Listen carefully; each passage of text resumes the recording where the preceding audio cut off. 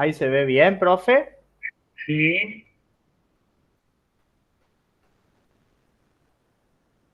Bueno, lo que hice, tal como vimos en clase, fue hacer un breve resumen de la materia de acuerdo a mi interpretación y lo que fue usted exponiendo. Y al final elegí un libro de referencia con la idea de aplicar por ahí lo que hemos visto en clase de esta vinculación de literatura, política y derecho. Y tomé como referencia el libro de La Resistencia de Ernesto Sábato, que es un libro que he leído en ese momento, cuando cursé la materia, que fue finales de 2022. Y por más que se haya escrito hace ya varios años, creo que tiene un enorme impacto y una referencia muy grande por los tiempos que corren hoy, de esta hiperconectividad en la que vivimos, hiperglobalización, relaciones mucho más esporádicas, más acotadas, poca profundidad de lo humano. Así que bueno, eso yo voy a terminar con ese libro y al principio había arrancado con los pilares de la materia, sobre todo el derecho, que es lo que, bueno, la carrera que he elegido, la que hemos elegido con nuestros compañeros, y su vinculación con la literatura. Por ahí parece que son antagónicos, podría decir algún abogado que no ha cursado la materia o que no es muy aficionado de lecturas que vayan más allá del conocimiento jurídico en sí. Sin embargo, ha habido mucha, como en el texto de Amaya, hubo mucho, un proceso de institucionalización muy profundo, sobre todo en Estados Unidos, de la materia de vincular al derecho y a la literatura, que no son tan antagónicas como se parece. Si bien el razonamiento que se utiliza en el derecho, la propia lógica del ordenamiento jurídico nos indica a pensarlo más con una lógica formal, más sistemática, y la literatura tiene otras lógicas de interpretación de mucho más profundidad, tienen en común algo que es central, sobre todo hoy en la modernidad en la que vivimos, en el siglo XXI, que es el valor de las palabras, ¿no? Lo importante que es a la hora de realizar un enunciado verbal o escrito, lo importante que significa una buena redacción y por lo tanto que genera una buena comprensión de texto. Eso tiene en común el derecho y la literatura porque buscan apropiarse del sentido de las palabras, que es lo que yo advierto como una de las características principales en comunión en ambas materias.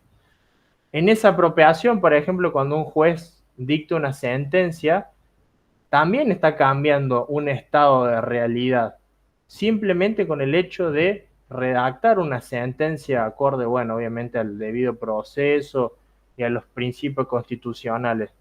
Pero con esa sentencia y esa redacción que obedece a ciertos principios de lógica, cambia un estado de las cosas. Así como la literatura también busca tener ese impacto en las personas de intentar cambiar o llamar a la acción crítica de quienes son lectores. Eso como decía Vargas Llosa. Por lo tanto, claramente, y bueno, y ahí se vincula el otro elemento, hay una lucha política que por esa apropiación de las palabras, de cuál es el sentido que le damos a las palabras. También en ese texto de Amaya que usted nos había ilustrado, podemos distinguir por ahí, no es lo mismo el derecho de la literatura que el derecho para la literatura. El derecho de la literatura hace referencia más al campo normativo, a los derechos de autor, a los patentamientos, eh, a normas, por ejemplo, como la prohibición del fotocopiado de libros.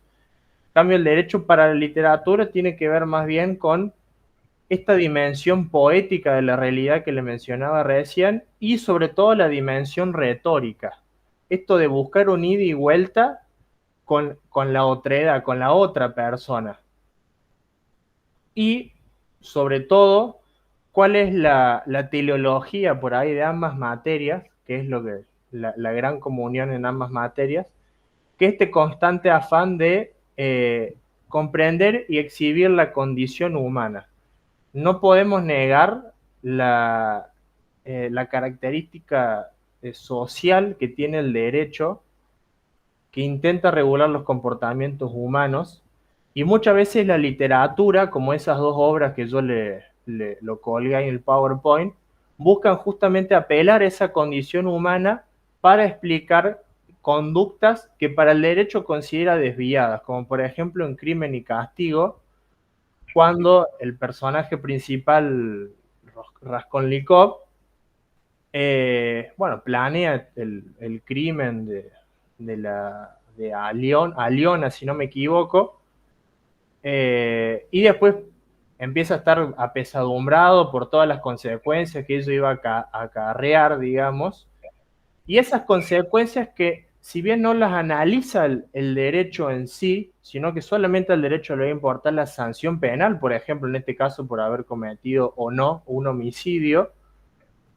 eh, hacen a la existencia humana y buscan profundizar la esencia del derecho, que es lo que por ahí el mensaje que usted nos daba en clase. Eso por ahí por un lado. Y después la relación entre política y literatura, que usted ha tomado como referencia a Vargas Llosa, Mario Vargas Llosa, que es un gran escritor latinoamericano que también ha tenido participación política, fue candidato a presidente en Perú, y me quedé con esa frase que dijo de creer que la literatura no tiene nada que ver con la política, es creer que la literatura es un juego. Él, en ese texto que Vargas Llosa había realizado, si no me equivoco, en conmemoración a Alfonso Reyes, en ese texto él al principio admiraba a Sartre porque justamente lo que buscaba era que a través de la literatura tuviera un verdadero impacto en la sociedad, que él diferencia por ahí el campo político, que es el campo de lo inmediato, de la acción, y el campo literario, que es más el campo del pensamiento, de la profundidad, de la soledad. Pero que sin embargo hay una profunda conexión entre ambos y que la literatura tiene mucho para aportar a la acción política porque nos lleva a esa conducta reflexiva, que es esto de desentrañar lo que se encuentra debajo del sol, de no aceptar las cosas del mundo como dadas, sino más bien poder comprenderlas y poder ir más allá de lo que tenemos frente a nuestras narices. Sobre todo hoy, como le decía al principio, en este contexto de globalización, donde vemos noticias que nos llegan de todo el mundo, todo el tiempo, a toda hora, eh, esta sobrecarga de información hace justamente que tenemos que aprender a discernir, por ejemplo, si es una fake news, cuál es la fuente de la noticia.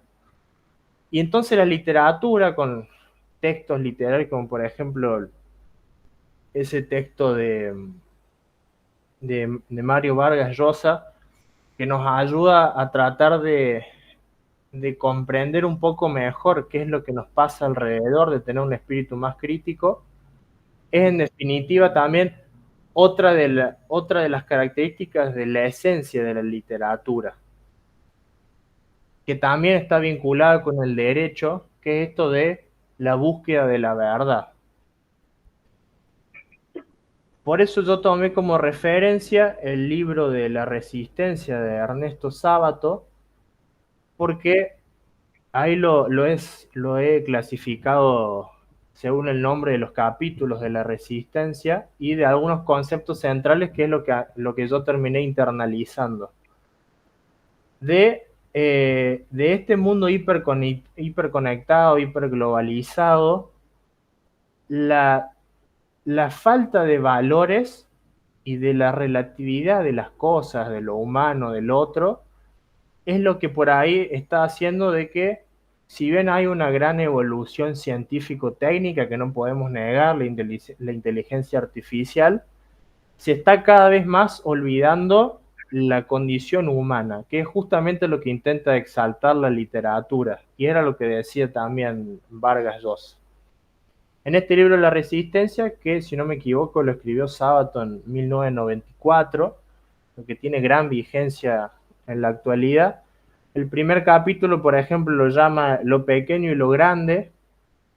Una de las reseñas que tiene, por ejemplo, dice: es apremiante reconocer los espacios de encuentro que nos quiten de ser una multitud masificada mirando aisladamente la televisión. Y yo le agregué además los dispositivos celulares que en ese momento no existían y que hoy son los que consumen gran parte de nuestra vida diaria. Entonces por ahí él nos llama a que no nos resignemos, empieza con ese mensaje de que no nos ensimismemos en este mundo tecnológico hiperconectado, sino que salgamos a buscar el encuentro con el otro, que es lo que tanta falta nos hace, a ocupar lo público, a las plazas, a tomar mate, a intentar ponernos en conexión con las emociones, ser más empáticos, valores que por ahí me parece que faltan hoy en día, con este exceso de individualismo que reina, ¿no? Después el segundo capítulo que se llama Los antiguos valores, que me parece importantísimo, que dice, por ejemplo, cuando ya no hay un padre a través del cual sentirnos hermanos, el sacrificio pierde fuego del que se nutre.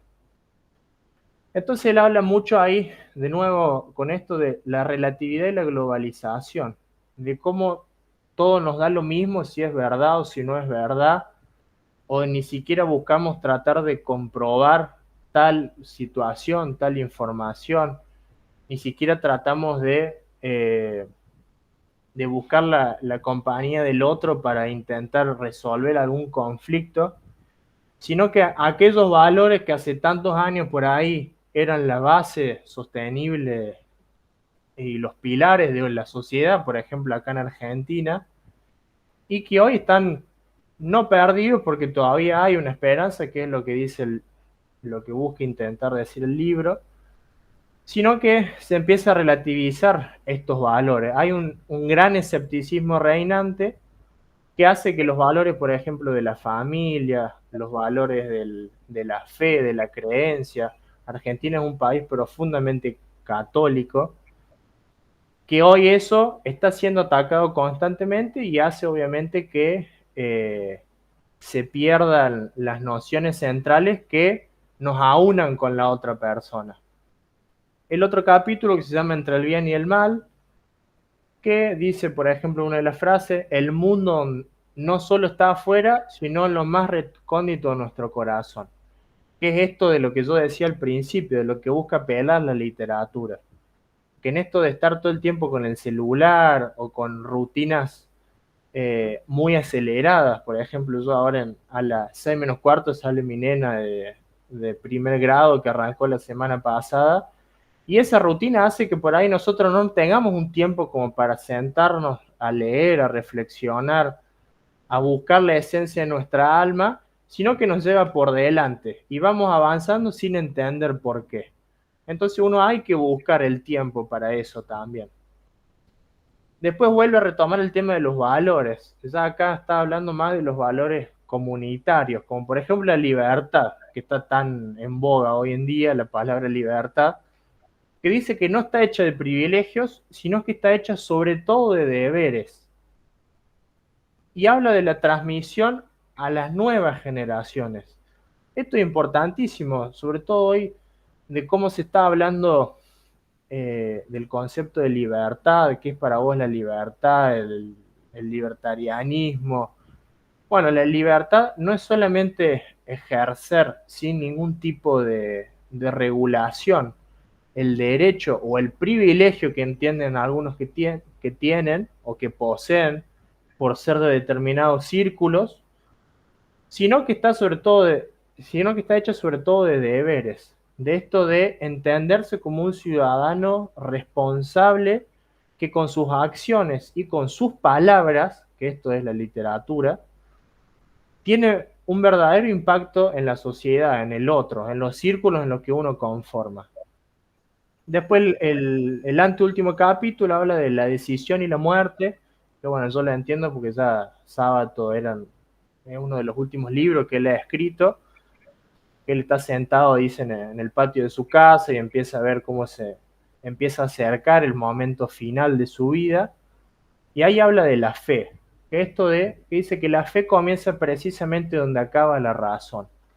Bueno, qué importante esto de volver a creer en los valores, en la comunidad, en la solidaridad, en esos lazos que hacen que seamos una sociedad y una comunidad hermanada con la otra persona.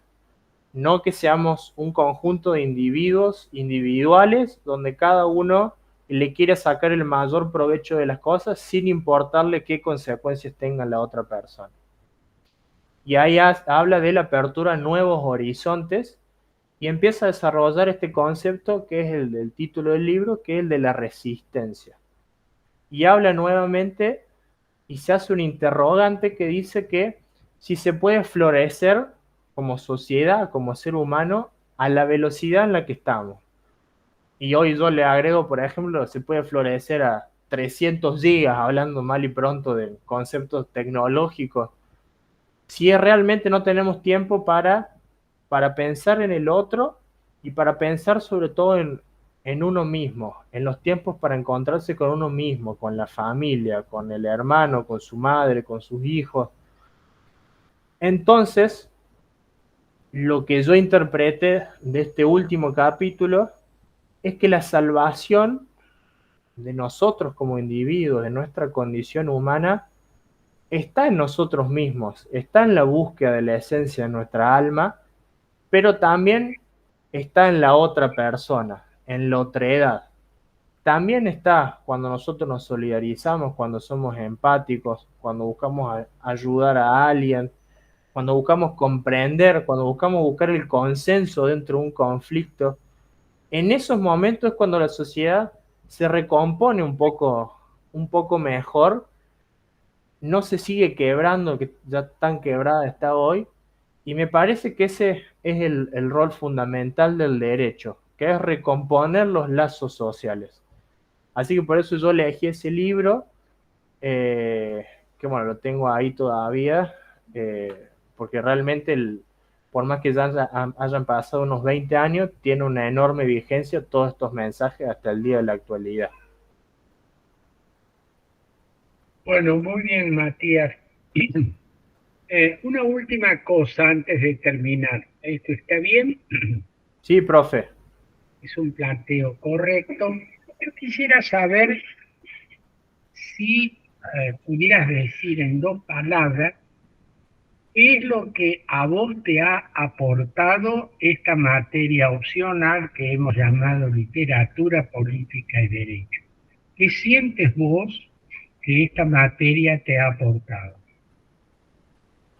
Y en dos palabras yo podría decir, por un lado, profundidad, en el sentido de que en nuestra facultad tenemos un plan de estudio de 45 materias sumamente codificado, en donde muchas veces se nos enseña a simplemente estudiar de memoria o estudiar codificadamente, y esta materia se sale de la currícula, te invita a reflexionar sobre los contenidos del derecho, y no solamente eso, sino que nosotros no somos seres superiores por ser abogados, sino que tenemos mucho que aprender de otras disciplinas que hacen que nutran la esencia del derecho.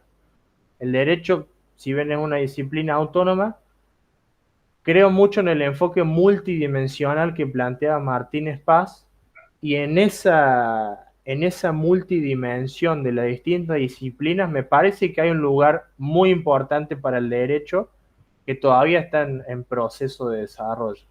Eso por un lado, y por el otro lado también, eh, por ahí la posibilidad de volverme a reencontrar con los libros que vayan más allá del conocimiento jurídico. Porque por ahí nosotros como estudiantes tenemos que leer muchísimo, mucha cantidad, y tener que volver a leer algo, eh, aparte de lo que uno está estudiando, que es mucho, requiere su tiempo, lleva su cansancio. Entonces, esta posibilidad de poder leer otras cosas y vincularlas también al derecho, como por ejemplo el libro del alcalde de Azalea, que está muy bueno, nos da la posibilidad de poder leer otras cosas que nos sirven a nosotros como estudiantes para reflexionar y que nos saquen un poco del campo acotado por ahí al que nos ascribimos cuando estudiamos, no sé, yo ahora tengo que hacer derecho de familia. Bueno, tenemos 8 derechos privados, por ejemplo, y esto nos permite diversificar un poco nuestra lectura, que la verdad que es todo un desafío. Así que bueno, le agradezco, profe, por encarar esto, que por ahí hay tantas opcionales también y muchos estudiantes ni siquiera tienen ni idea de qué se trata la materia, ¿no? Muy bien, Matías, muchísimas gracias. Vamos a terminar el examen, que lo hemos grabado. Eh, Está bien, te va a quedar una nota de 9 puntos que la vamos a subir al sistema para que quede terminada tu materia opcional, literatura, política y derecho. Bueno, profe, le agradezco infinitamente que se haya hecho un espacio a pesar de este desencuentro administrativo de las actas y todo, así que le agradezco y espero que si da alguna otra opcional, además de esta, que tenga una currícula parecida, me gustaría también volver a participar. Bueno, en el segundo cuatrimestre, no en el primero, voy a repetir esta materia, literatura, política y derecho, y vamos a incorporar una nueva materia, eh, no está definida todavía, pero tiene que ver con los procesos de la democracia a nivel mundial, continental y argentina. Buenísimo, profe. Gracias, Bien, ¿eh? bien, Matías, tienes que ir a cumplir tus deberes paternales, según me has dicho. Me parece muy bien. ¿Mm? ¿Cómo se Bueno. llama esa niña? Sofía se llama, cumplió 6 años el 2 de marzo. Sofía. Bueno, muy bien. Que sea un ejemplo que haga honor a su nombre, ¿m? Que es sabiduría, Sofía. Este, y muy buenas tardes. Muy buenas tardes, profe, que tenga buena semana. Hasta luego. Muy bien. Muchas gracias.